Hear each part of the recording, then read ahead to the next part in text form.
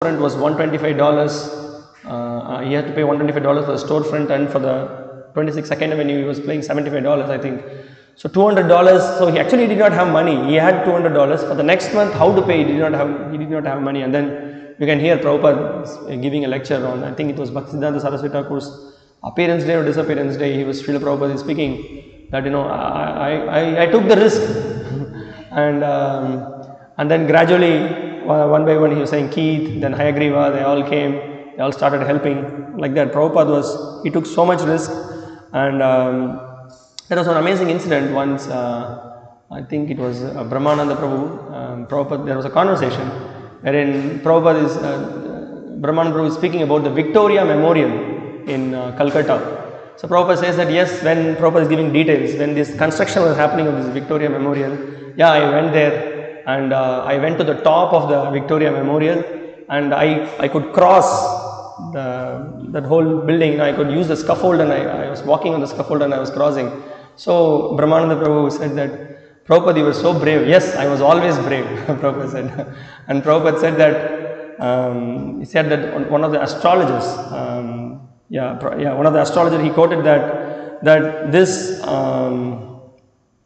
this person, this boy could enter the fire for achieving his purpose. The astrologer predicted Prabhupada like that. Then Prabhupada said that yes, this fight in Juhu, is it not we were dealing with fire? Prabhupada said that, you know, then there's so much struggle Prabhupada underwent to establish the Juhu temple and to get the land, to procure, and like that, you know, Prabhupada really struggled so much to do that. So, so we could see that if we can take shelter of Srila Prabhupada and his followers, and then, you know, we can also become fearless. So Prabhupada is the greatest preacher. He is the commander. He is the commander in chief, and we have to take shelter of him by following his instructions, by becoming enthusiastic and feeling confidence. So confidence for us means we feel ourselves that we are weak, but by taking shelter of Srila Prabhupada and his pure devotees, we get strength. So Shakti Buddhi Hina Amiyati Dino Koramore Atmashata. So this is what Srila Bhaktivinoda Thakur sings. So that's the point. So we know we are helpless. We are not so capable, so intelligent. But in spite of all the deficiency we may have, if we take shelter of pure devotee, we will get strength. We will be empowered. We will be able to do many tasks which will appear impossible. So that is the point. So Prabhupada, he says, okay, let me read. Okay, this is another interesting quote from Prabhupada's another lecture. In Calcutta, in my younger days, I was traveling in a tram and my youngest son was with me. He was only 2.5 years old. So the conductor by a joke asked him, "Give me your fare." So he first of all said, "I have no money." So the conductor said, "Then you get down." Then he immediately said, "Oh, here is my father. You cannot ask me to get down. My father is here, you see." So this is the psychology. If you have approached Krishna, then even the greatest fear will not agitate you. Kaunteya pratijanihi name bhaktaf pranashyati. My dear Kaunteya, son of Kunti, Arjuna, declared in the world that my devotees will never be vanquished. And we can see in Mahabharata, and not only in Mahabharata, throughout in Bhagavatam and other places, how when the devotees were in great trouble, they were just calling out Krishna, and Krishna was there to help them. Right here in this battle also we can see how Krishna is so merciful. He is there to help the devotees. He is even though he just declared to the world that I am not going to use any weapons, but he is right there with his devotees to protect them. So that's an amazing thing. Text 20. Atavyavastitan drishtva dhardarashtran kapidvajah pravrute shastra sampate dhanuryudhyamya pandavah rishikesham tadavakyam idam ahamahipate. At that time Arjuna, the son of Pandu, seated in the chariot bearing the flag marked with Hanuman, took up his bow and prepared to shoot his arrows. O king, after looking at the sons of Dhritarashtra drawn in military array, Arjuna then spoke to Lord Krishna these words. So now we can see here again another sign of victory is the emblem of Hanuman is mentioned here. The emblem of Hanuman on the flag of Arjuna is another sign of victory, because Hanuman cooperated with Lord Rama in the battle between Rama and Ravana, and Lord Rama emerged victorious. Now both Rama and Hanuman were present on the chariot of Arjuna to help him. Lord Krishna is Rama himself, and wherever Lord Rama is, there is eternal servitor Hanuman and his personal consort Sita, the goddess of fortune, are present. So this is again another interesting point here being made of the sign of victory, that we can see Hanuman in the flag of Arjuna, in the chariot on top. So there is, you all know, but still I would like to share for those who do not know, that there was once when Bhima, he went to, there was one time Draupadi was interested to get a 1,000-petal lotus flower. She saw a 1,000-petal lotus flower and she was attracted. She said, I wanted to offer this to Yudhishthira, so why don't you bring it for me? So Bhima was immediately, he just went in search of that flower. And then when Bhima was so powerful, when he was walking, while he was walking, whatever that was there on the way, plants, trees, any heavy thing, he just crushed everything and he was going on. And when he was just moving like that, on the way he saw a monkey was lying down, and so he did not want to cross it. We don't cross anybody, because in any jiva there is Paramatma is residing in the heart, so we don't want to cross it. So Bhima was politely asking the monkey to move, and then monkey did not want to move. He said that I'm very tired, I cannot move. So he was not interested in moving. So Bhima was again pushing. So then monkey was saying, if you want, you can just try to move me. So Bhima was trying to move the tail of the monkey. He could move it. So Bhima was so powerful, and he had all the strength in the world. With all the strength he tried to move, he couldn't do anything. Then he was just wondering what's going on. So then he realized that it was Hanuman, it was his brother, both of them are Vayuputras. So immediately Bhima was so happy to see Hanuman, and then Bhima was requesting Hanuman that, please, I would like to see that gigantic form that you showed when in the presence of Lord Ram. So then Hanuman said that, it is not possible for me to show that form. Even the earth cannot bear that, because that form was so huge, and that form I cannot show. But still, he showed some little, a form which could hold him. And then in that way, Hanuman also gave blessings that, I will help during the war.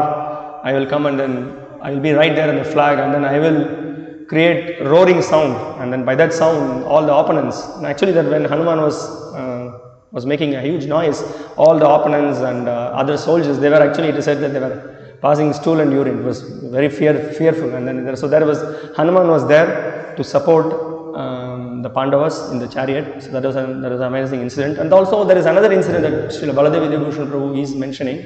He said that once Arjuna, he went I think way back towards Rameshwaram. He was down south, and then he went, and then he saw, why Lord Ram had to construct the bridge with the stones.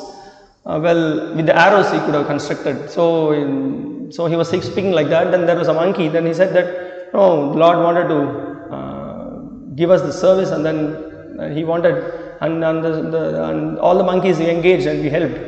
So then there was immediately this Arjuna. He said that no, the arrows with the bridge with the arrows will be very strong. So the monkey challenged that, okay, you build a bridge with arrows, and then the monkey he could with no effort he started breaking it. Then Arjuna was again sending the arrows, and then again was making the bridge. Again the monkey was breaking it, and then Arjuna became very disappointed, and then he thought of committing suicide. He thought of entering the fire. Then at that time a Brahmana came. Wait a minute, please let there be an arbitrator, let there be a referee in between. So then this event could again take place. So then what happened again? Arjuna, he sent the arrows, and this time the monkey could not do anything. The monkey could try breaking it, but it was not he was not able to break it.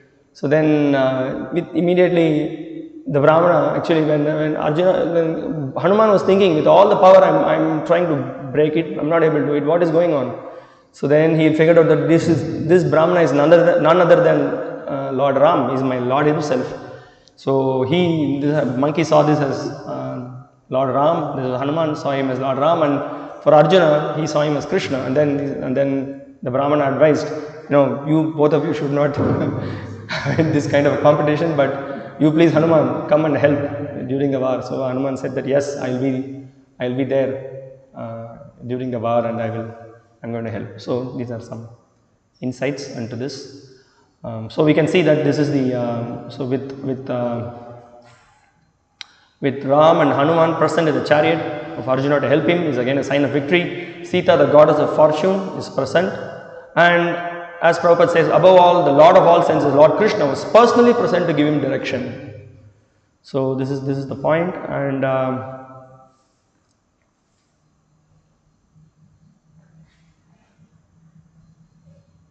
okay, there is also it is mentioned about the arrangement of the military force by the Pandavas, who were guided by the direct instructions of Lord Krishna on the battlefield. So that is also one of the signs of victory. We will get to that. I will just explain that. Okay, Prabhupada makes some amazing point in one of the lectures here. Kapidvajaha. The flag was on the top of his chariot, and it was marked with Hanuman, who fought for Lord Ramachandra. He is fighting for Krishna. So he is also fighting the footsteps of Vajrangaji. Vaishnavism is like that. Mahajano ena gatasa pantaha. So in the fighting principle, Arjuna is fighting for Krishna. He is following the previous fighting Acharya, Hanumanji.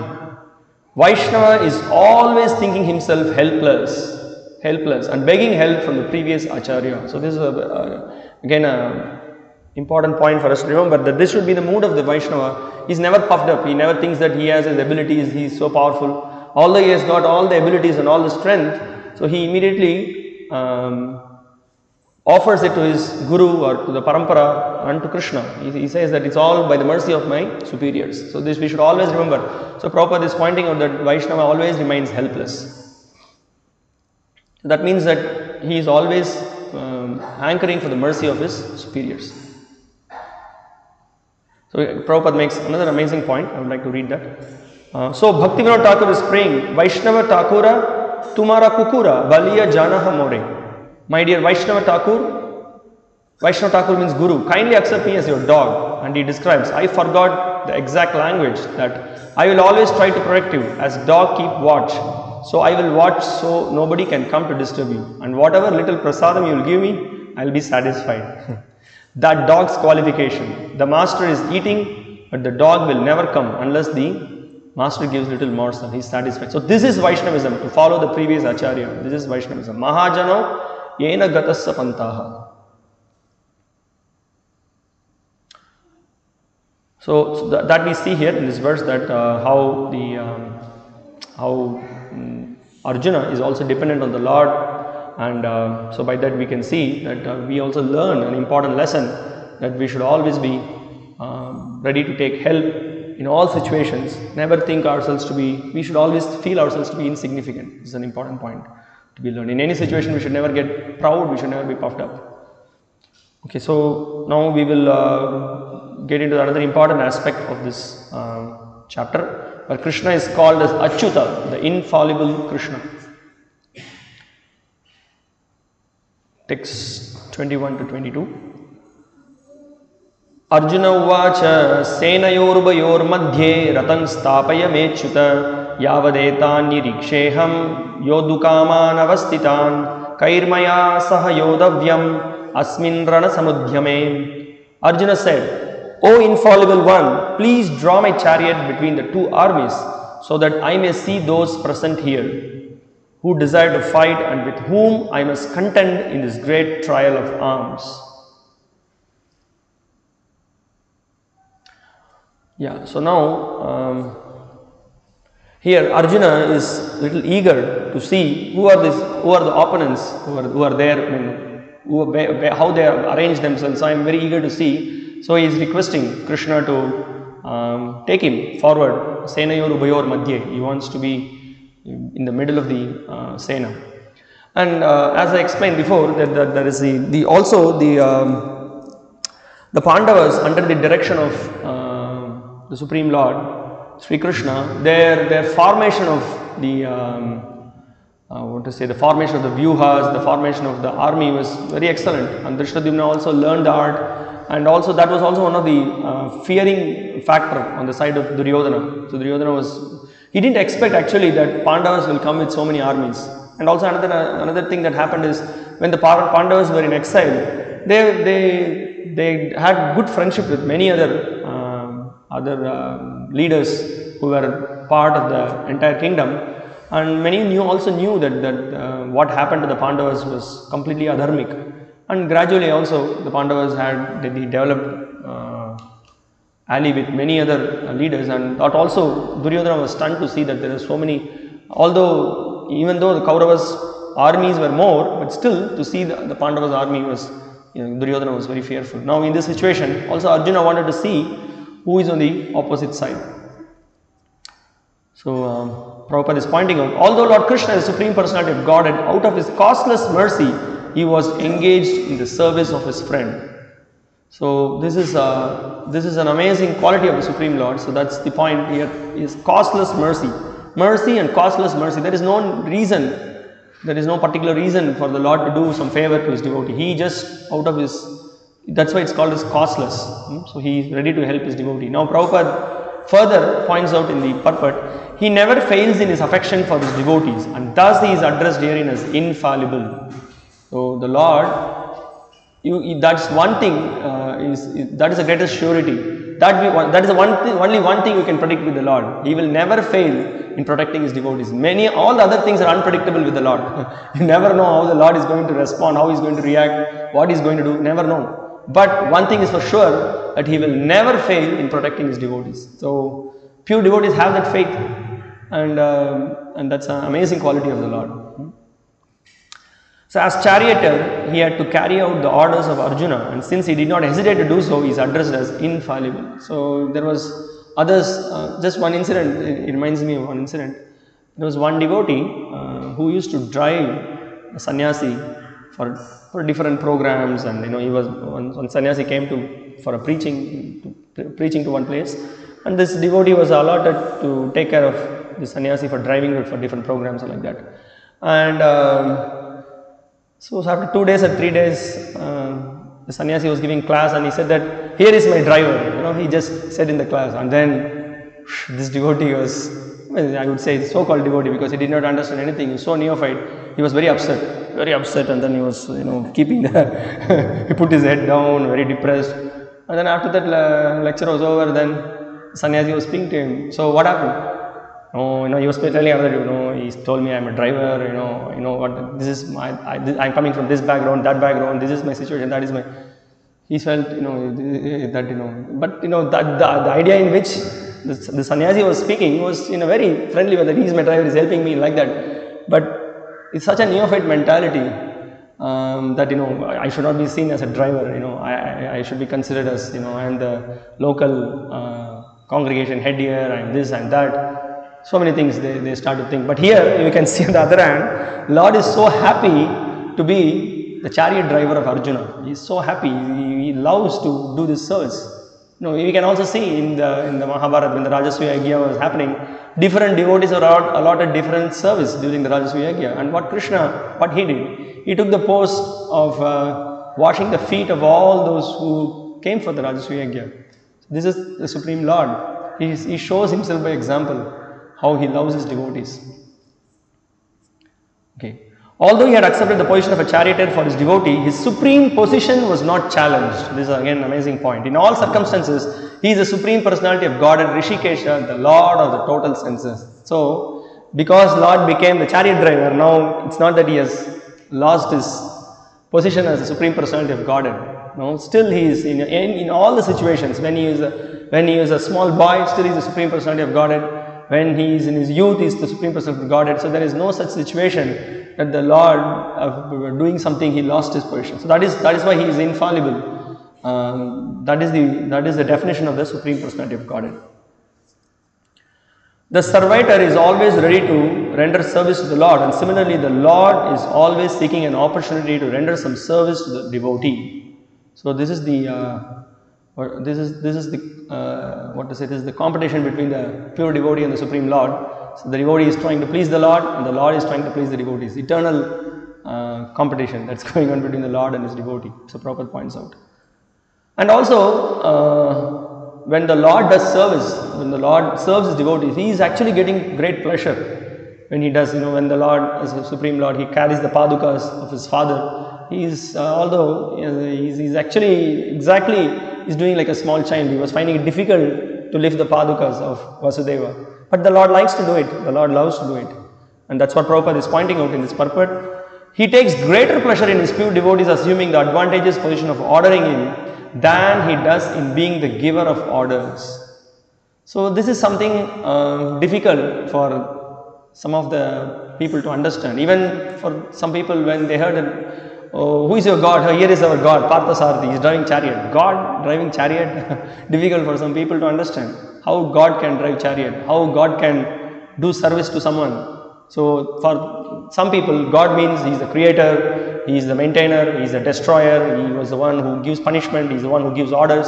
This is how some people think. But God has a greater attribute, or this is a specific contribution of Sri Chaitanya Mahaprabhu, who has given the definition of God as the supreme enjoyer. He enjoys loving relationship with his devotees. This is a great aspect of the Lord. Okay, Prabhupada further says, he is the master, everyone is under his orders and no one is above him to order him.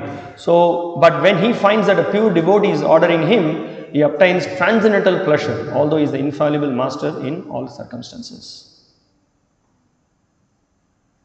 Now, there is another thing pointed out here.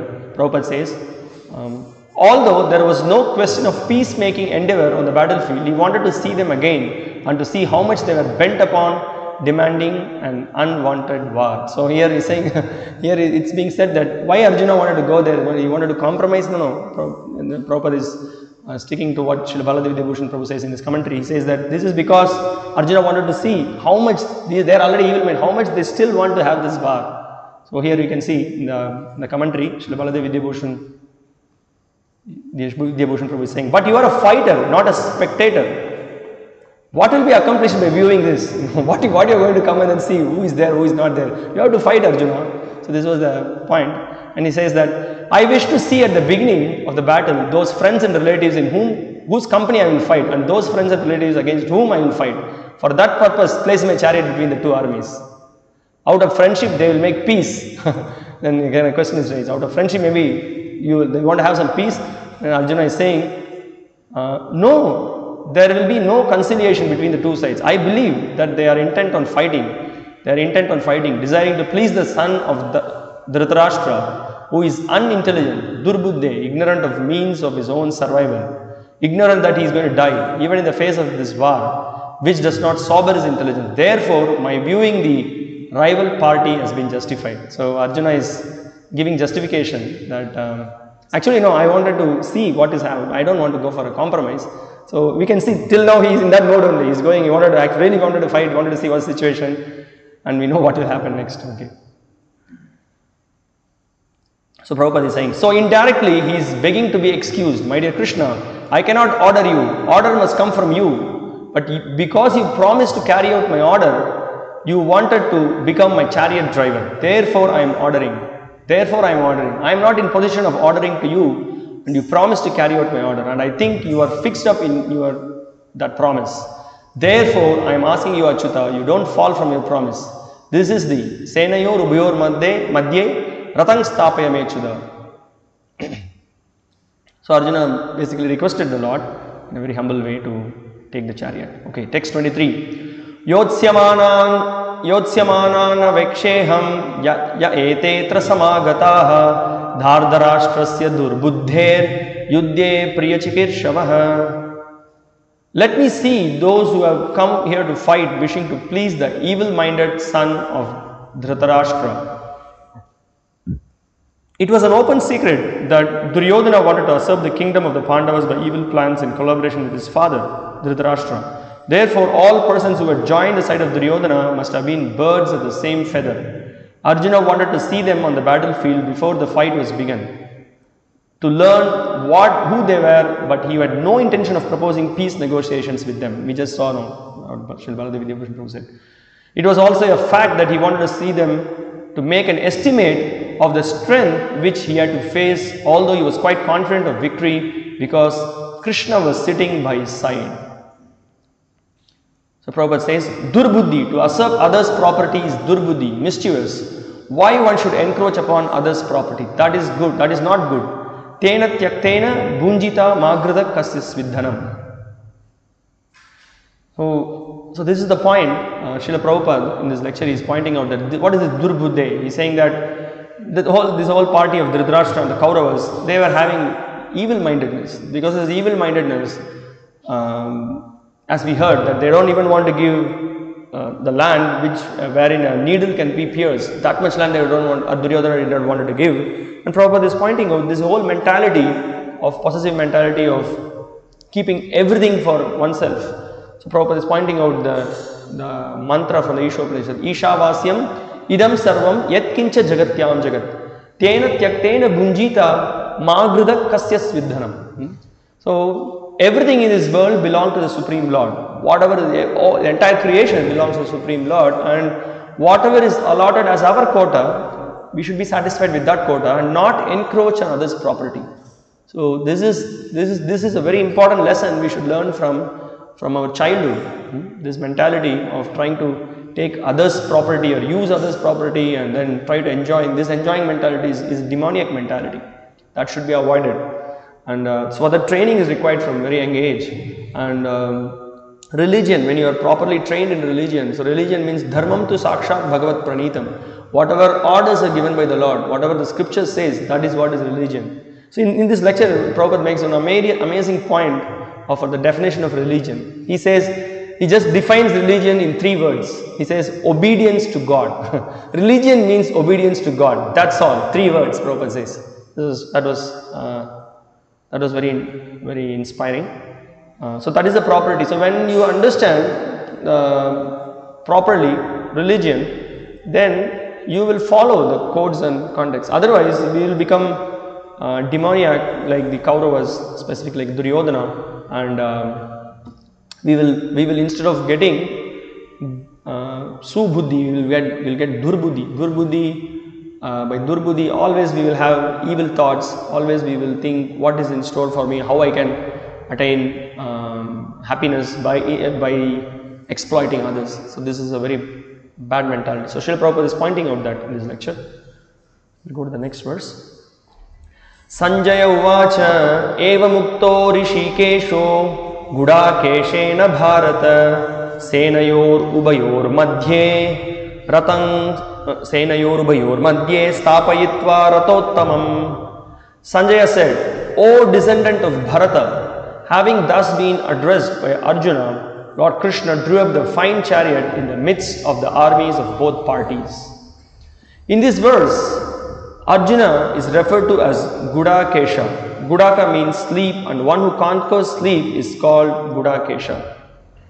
So again, we can see here that in this verse, now Sanjaya is pointing out how the Lord, he brought the chariot in the midst.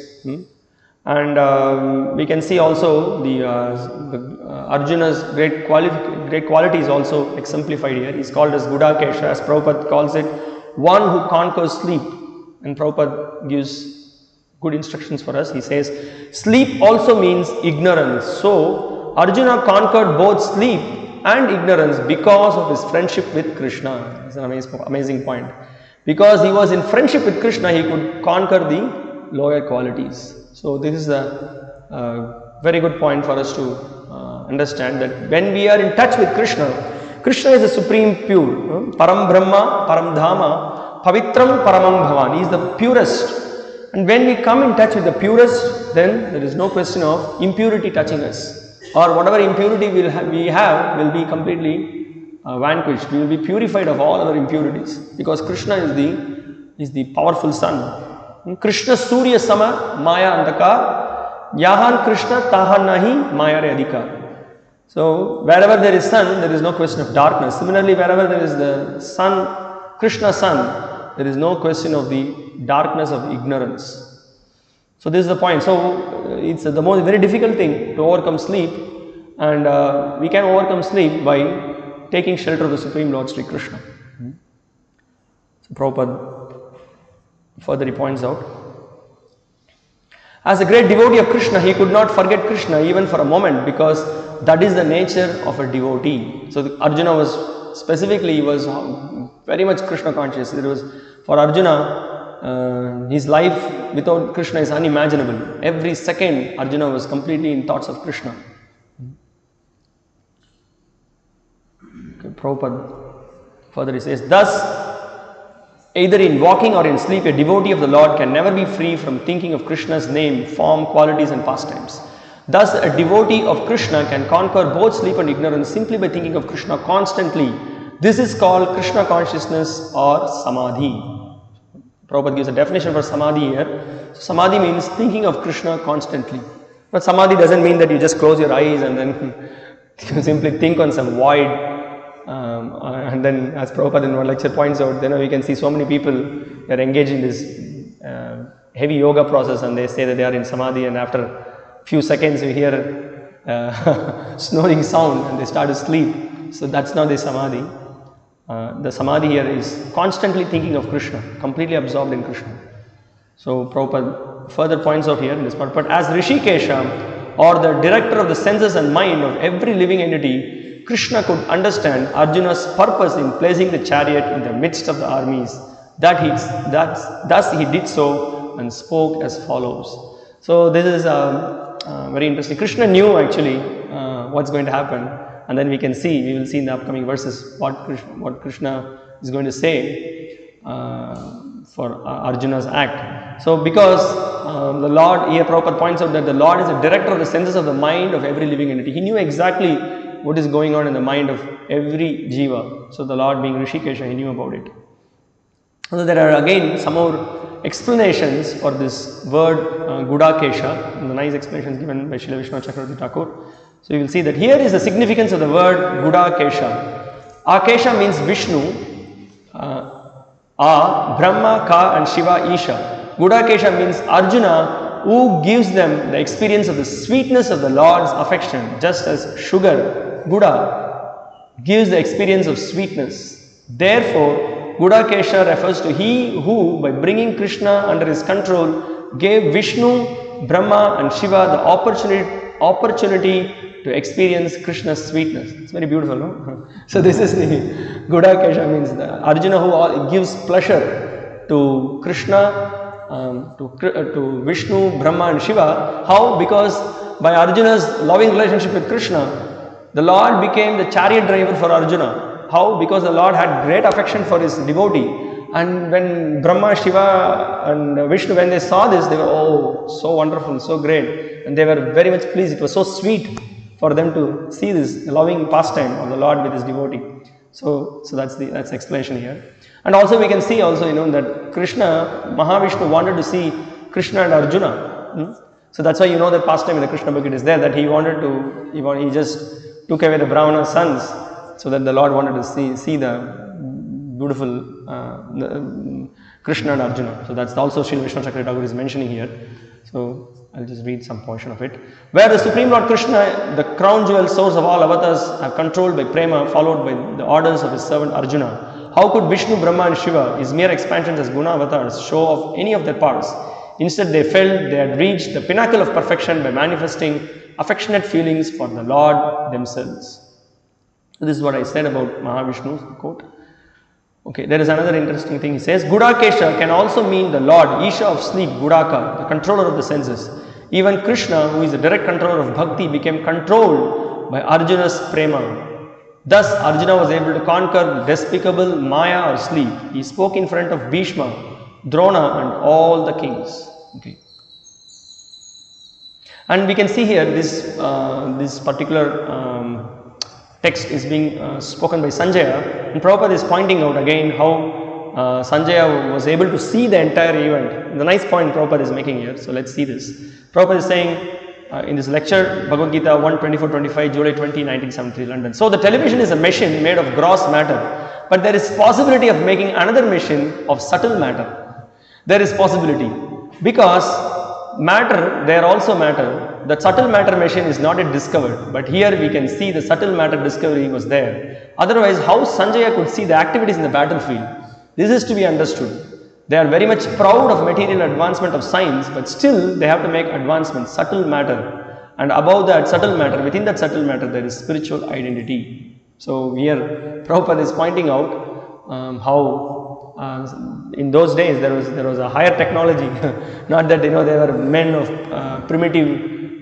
they were primitive men, they were cavemen, like so many so-called scholars and other modern scholars. They criticize the Puranas and the Vedic books. So there is a nice insight by Srila Prabhupada. And this is again an amazing quote. Please pay some attention. Prabhupada is saying, you drive your plane simply on the western side. Start your plane in the morning and go to the western side and don't stop it. You go on for 3, 4, as many days as you like. You will never get night. This is practical. Similarly, if you keep always with Krishna, you are Gudakesha. You will never get darkness. Or Maya will not touch you. This is Krishna consciousness. So try to become Gudakesha. So that's very interesting. And Prabhupada says,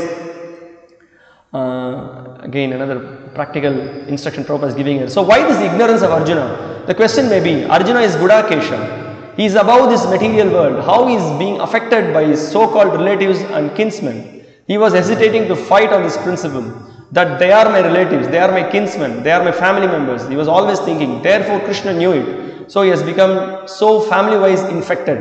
But he is Gudakesha. How it is possible? He is above all these things. Yes, he is above all these things. By Krishna's desire, he is playing like that, ordinary man. Otherwise, how Bhagavad Gita will come? Krishna cannot talk with ordinary person. Krishna cannot fight with ordinary person. So this is very interesting. Now, on one side we see that he is Gudakesha, one who has conquered the sleep, who has control over his senses and mind. But how he is so much affected by this situation, and we can understand it is Krishna's, as we heard before, Krishna's Yoga Maya is involved, and Krishna wanted to speak the Bhagavad Gita, and with whom he will speak? Only to his pure devotee. So that's an interesting point. Okay, text 25. Bhishmadrona pramukatah sarvesham cha mahikshitam uvacha partha pashyaitan samavetan kuruniti.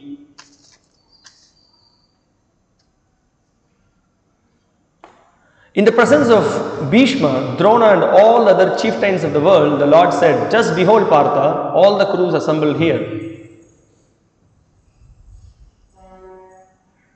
Prabhupada says the purport, as a super soul of all living entities, Lord Krishna could understand what was going on in the mind of Arjuna. The use of the word Rishikesha in this connection indicates that he knew everything. That is, we heard. And Prabhupada further says, did Arjuna want to stop there and not fight? Krishna never expected such things from the son of his aunt Pritha. The mind of Arjuna was thus predicted by the Lord in friendly joking. So Krishna, he knew what Arjuna is going to do. So he is, since he knew the mind of Arjuna, he is saying that in a very friendly way. Krishna is just, what are you going to see? What is it that for you to see? So that's what Prabhupada also saying in the lecture. Krishna was teasing Arjuna. It is only Kurus on both sides who are assembled. What's the use of looking at the enemy's army? So what is that you are going to look at? They are all there, and come on, you have to fight. You have to now act. So Krishna knew about it. Text 26.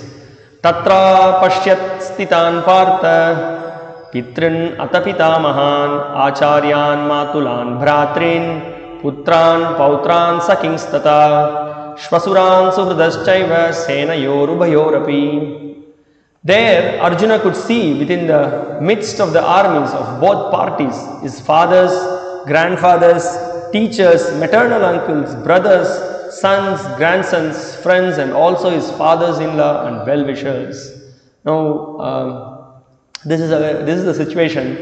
Now he is right there in front of all the relatives. Now it's easy to say, that you have to. Arjuna was super enthusiastic. He just went there. He knew everything what meant was adharmic. But now in front of him, he is seeing all his relatives. And specifically, he is looking at Bhishma, he is looking at Dronacharya, he is looking at Kripacharya, and now gradually his heart is starting to melt. He starts to become compassionate. He is very soft-hearted. We can see Prabhupada he goes on in the upcoming purpose. He is explaining how the devotee is soft-hearted because of the great quality. He is not self-oriented, he is not selfish, he is very soft-hearted, and he is seeing, what am I going to, why should I fight? So on the other hand, we can also see that Prabhupada speaks about this family attachment, the attachment with the relatives. It's on the bodily concept of life, thinking that they are extensions of my body. Prabhupada also points out many times in his lectures, Deha Patya Kalatradishu Atma Sainyesha Satsapi. So Prabhupada points out that myself, my body, I look at my body, and then my expansions of my body. Expansions of my body, or my wife, my children, my relatives, this land, everything is it's fallible, everything is going to be lost one fine morning. So, but if you are going to be attached for that, we are going to be unhappy. Well, Krishna is going to speak a lot on this, but that is the point here. So, see what Prabhupada says. So we read this quote yesterday, that how Arjuna, Yudhishthira was very respectful, paying his obeisances to Drona and Bhishma before the fight. And Prabhupada, he goes on to say that here he is saying, it's a nice point Prabhupada is making here, so just pay some attention. He says, so this is the problem, this material world is problematic, especially when you have got this family relationship. Prabhupada says, society, friendship and love divinely bestowed upon man, they say. Prabhupada loves, they said, it's all divinely, it's all arranged in the heaven, it's all divinely bestowed. Like that many times you say, Prabhupada says, but what is there is a problem, he says. It is not divinely bestowed, it is not, it is entanglement, Deha Patya. So that's what Prabhupada is pointing out, we saw. And here we saw that there are several other names of the great fighters being mentioned. And all of them were very powerful fighters who had assembled here, and so when Arjuna saw all of them, he was in great fear. So we will try to do some more verses, and we can see the reasons that Arjuna is going to give for not taking up this war, not taking up this fight. Arjuna comes up with various reasons. Just I forgot to mention one point. There is also when it is mentioned that Duryodhana and his party, he was afraid of the vyuhas that was formed by Drishtadyumna and the Pandava men. We could see that there are different vyuhas that is explained in Mahabharata. For those who have read, you will know that there is there is a Padma vyuha, there is a vyuha like eagle. There are many other vyuhas being mentioned, and then there is there's a different strategy and different ways of arranging the soldiers that we can know specifically with this situation of Abhimanyu. Abhimanyu knew how to break the vyuhas and go inside, and he didn't knew how to come out of the vyuhas. So it happens like this when you just you break open one vyuha. Vyuha is a team of soldiers, they are just arranged, and you break open, and then immediately there will be another set of soldiers who will come and will cover up that, the layer will be covered. So like that you keep going, and you should also know the art of how to come out of it. And also like this, there are different styles of vyuha. So one who is a general, who is a Maharatha, he knows all these tactics. So when Duryodhana saw how the Drishtadyumna and the other entire party they arranged, and that also created in him great fear. I missed this point, yeah. So that was also, and also it was all done under the able guidance of Krishna. Yeah, that was another interesting thing also to see that. And also they all had, although Drishtadyumna was the commander in chief, but the main commander, everybody listened to the plans of the Lord. There were no unlike on the side of the Kauravas, Bhishma and Karna, they will not go together. Shikandi had problems with Karna, and there was whole Kaurava side we can see they were never together. Although everybody had so much talent, they were so powerful, they were exceptional heroes, but there was nothing like completely working under a person. That was not happening. But on the side of the Pandavas, that was amazing thing, that they all had full faith on the words of Krishna, and they were all under one leader. So that is another amazing thing we see here. Okay, so now we will go to the text 27. Tan samikshya sa kaunteya sarvan bandhunavastitan kripaya paraya vishto. When the son of Kunti, Arjuna, saw all these different grades of friends and relatives, he became overwhelmed with compassion and spoke thus. So this is the point. Now Arjuna became completely compassionate. Arjuna started becoming weak. He felt he couldn't. When the moment he saw them, he started becoming fearful, and then he started becoming more than fearful. He felt why I should fight, why I should get into this war at all. So we will see other verses. Now Prabhupada points out that the Lord had to put Arjuna into illusion so that he could speak the message of Bhagavad Gita. So Krishna was compassionate for the fallen conditioned souls. As a result, we can see Arjuna became illusion, and then the compassion arose in him, which was not the right compassion, which one should have on the bodily relationship. So this is the first reason we could see that Arjuna does not want to fight with Krishna. So that is the compassion. Now here also we can see that Arjuna is the name. Many times the name is Pritha is used, Kaunteya is used, just to remind that he is coming in a great lineage. He is not coming under some his background, his family background is great Kshatriyas. They are all very powerful fighters, and they were never fearful. So many times you could see Krishna reminds about that. So Prabhupada in the lecture he points out and he gives an amazing point. He says, because there were soldiers, senayor ubayorapi, there were animals also, horses, elephants, they are also within the membership. According to Vedic conception, the animals, they are also members of your family because they are giving service. So who will think like this? Only a devotee can think like this. Oh, because of this war, so many animals, so many poor soldiers, everyone is going to die. He is even thinking of the animals who will unnecessarily die. So which is not required, Arjuna felt. So Prabhupada, in one place he says, Praja. The definition of Praja, he says, Praja doesn't mean that only the human beings. Praja means it includes all the animals in the state. Even the small animals, everyone is included in that. So that is that's how the Vedic kings were seeing. The pious kings, they were like that. They could see the presence of the Lord in every species, and also they could see everyone as part and parcel of the Lord. So that is the point. Okay, continue. Prabhupada said, this is the result of devotional life. Arjuna was insulted. Arjuna was taken away all his belongings. Arjuna was banished for 13 years. His wife was insulted. So many atrocities was done to him. Still, when the question of killing came, he was not very happy. No, this is Vaishnava. This is Vaishnava. He is ready to excuse even the greatest enemy. But Krishna does not want. If you insult his devotee, the devotee may excuse, but Krishna will not excuse. This is Krishna's position. Therefore, be careful to insult a devotee. A devotee may excuse you, but Krishna will not excuse you. Krishna is so strict, he cannot tolerate any insult to his devotee. So Prabhupada says, therefore the arrangement of fighting, Arjuna wanted, no, let them be excused. Krishna wanted, no, you must fight, you must kill them. This is the position. So he is within the dilemma. Krishna is insisting that you must fight and kill them, but he is thinking, how shall I kill my kinsmen? This is the problem. Therefore, tan samikshya kaunteya sarvan bandhun avasthitam. So this is the point now. One side Arjuna's soft-heartedness is appreciated, but on the other side, the real quality of a devotee is that whatever Krishna wants, he has to do it.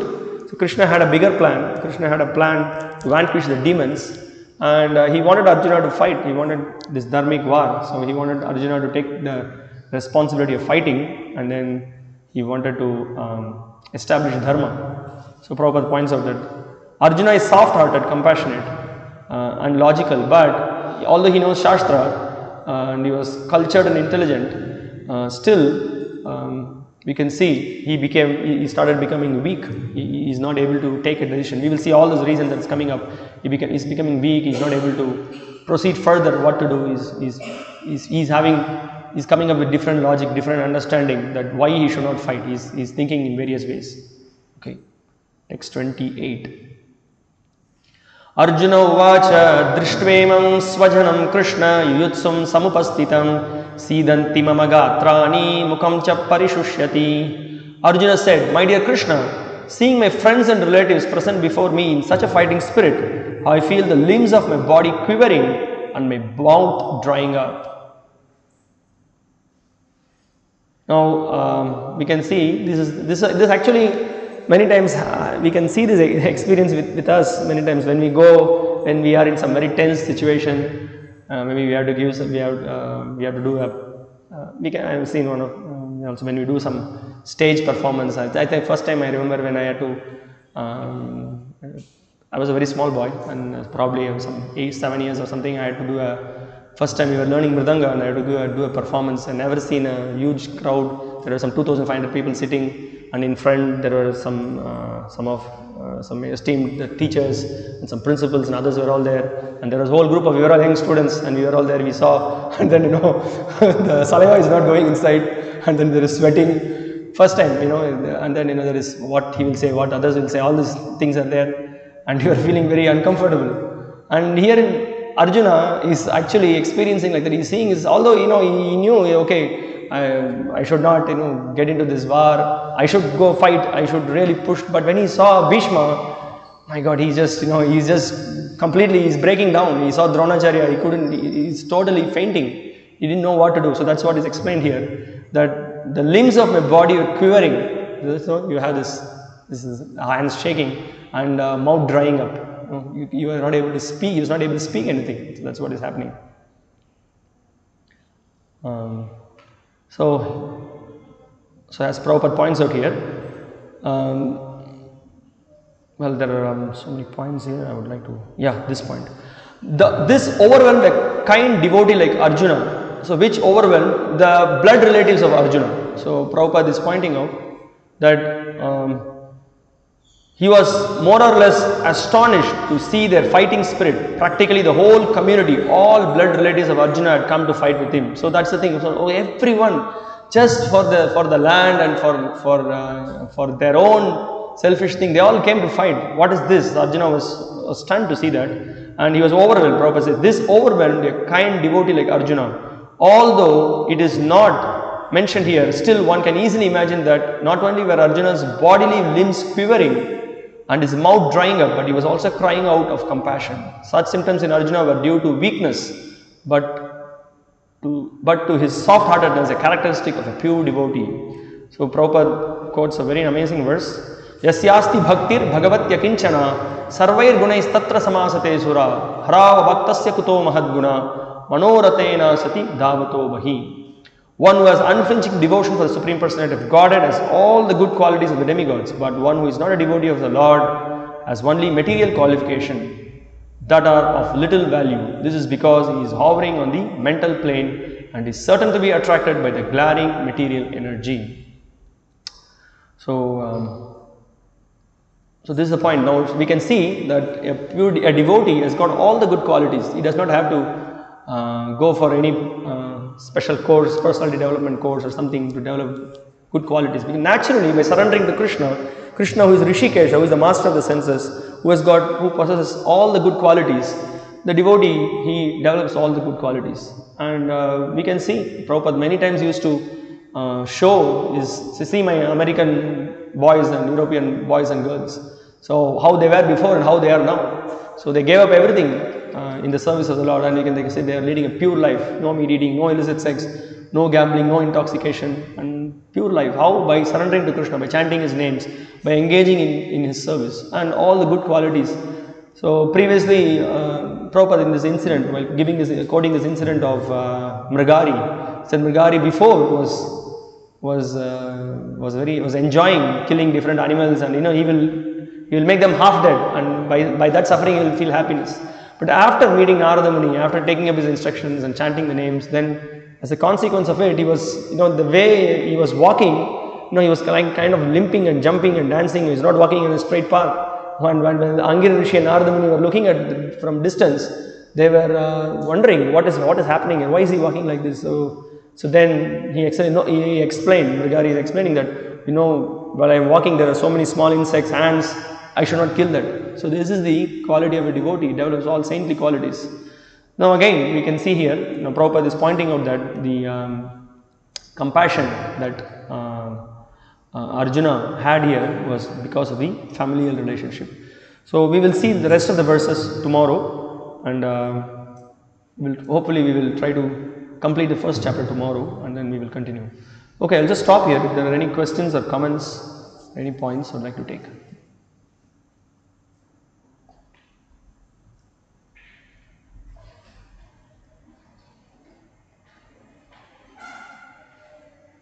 And also with this, if you have any questions, we can ask. Till that, I would like to say some more points on this.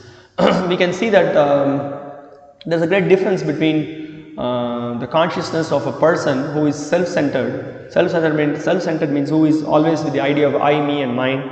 And a person who is a devotee. Devotee always thinks of others' welfare. What will be, how to help others. He never thinks of exploiting others.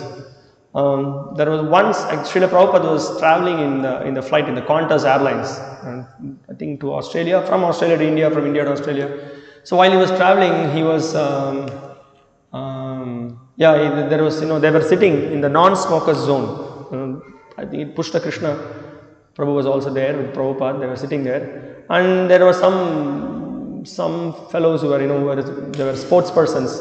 They were coming and then smoking on that place, and then Pushta Krishna was requesting them not to smoke, not to smoke in this is non-smokers zone. He was showing that. Then he told once and told twice, and Prabhupada said that just leave it, forget it.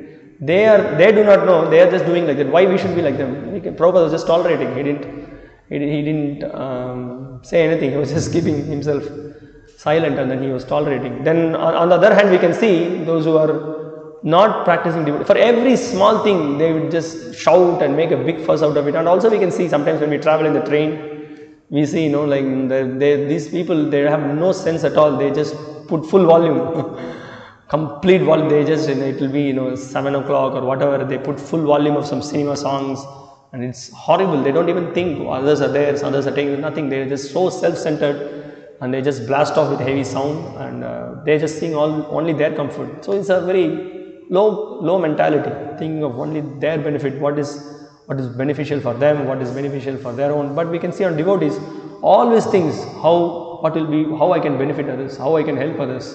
Oh, I should not disturb someone unnecessarily for my sake. So these are all the great qualities of the devotees.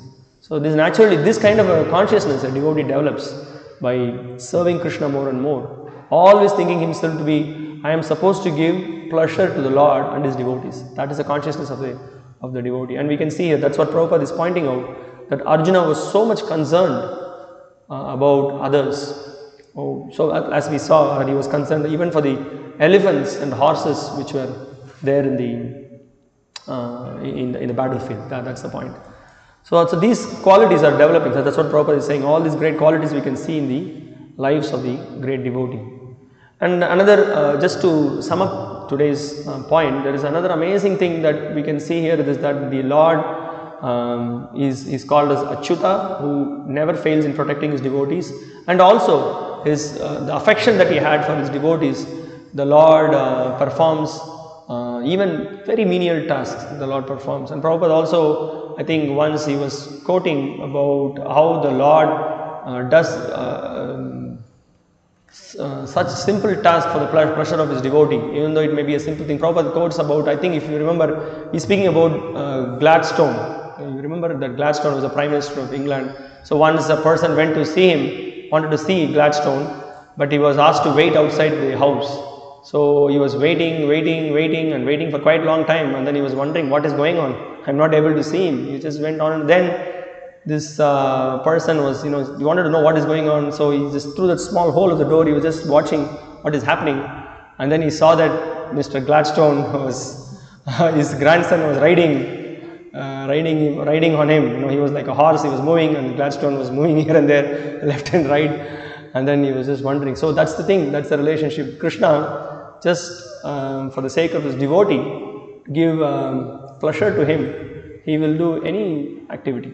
So that we can see here. That's how the whole, in this particular chapter, Krishna comes like that, as that, see, that's how he introduces himself as, although I am Vaikuntapati, I am the cause of all the causes, but And as Prabhupada also points out, the purport that he is more known as Yashodanandana, Devaki Nandana, all the names in relation with his devotees.